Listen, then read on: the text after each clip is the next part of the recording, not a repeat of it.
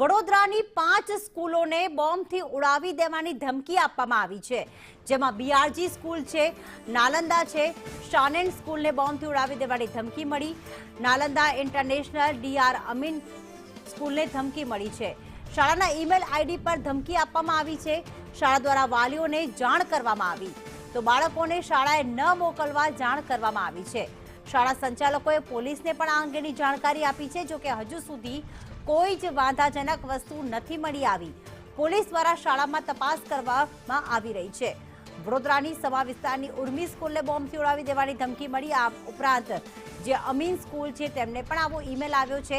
Nalanda international સ્કૂલને પણ આ જ પ્રકારનો મેલ આવ્યો છે કે સ્કૂલને બોમ્બથી ઉડાવી દેવામાં આવશે.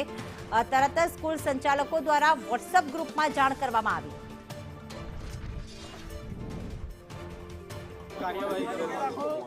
સવારે 7 વાગ્યાની આસપાસ ઉર્મી સ્કૂલમાં બોમ્બ થ્રેટનો એક ઈમેલ આવ્યો હતો અને સ્કૂલ દ્વારા જાણ કરવામાં આવી. પોલીસની ટીમો પહોંચી ગઈ અને પીડીડીએસની ટીમો પહોંચી ગઈ છે અને સ્કૂલનું તમામ એરિયાનું સ્કૂલ બસનું ચેકિંગ કરવામાં આવેલ છે.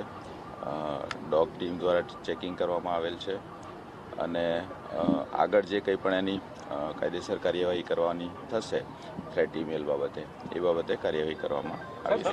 મેલમાં શું લખ્યું છે, શું અને કે છે કે ગાડીમાં ધમાકો કરશે, 1:30 વાગ્યાનો ટાઈમ શું છે?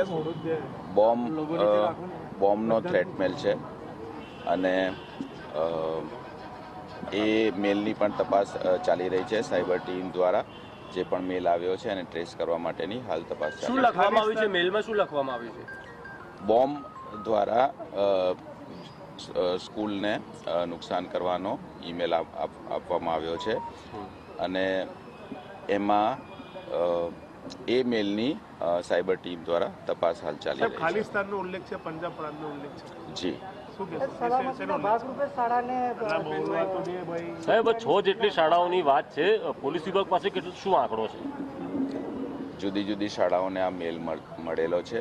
દરેક જગ્યાએ પોલીસ ટીમ મોકલવામાં આવી છે. દરેક જગ્યાએ ચેકિંગ ચાલુ છે અને આની વિગતવાર તપાસ કરવામાં આવશે અને જે કોઈ પણ એના ઓરિજિનેટર હશે એ બાબતે સાયબર ટીમ દ્વારા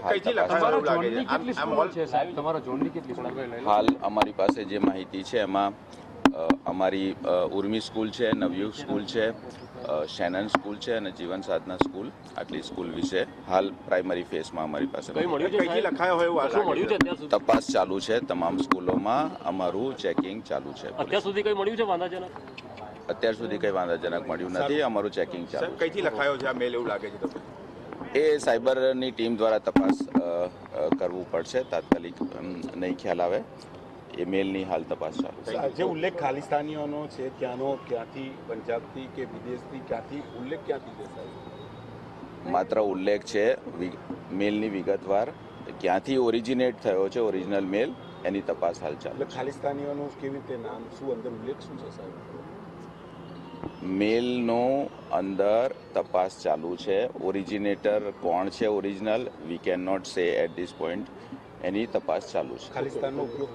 ખાલિસ્તાનનો ઉલ્લેખ છે. Thank you sir, thank you. આવ્યું છે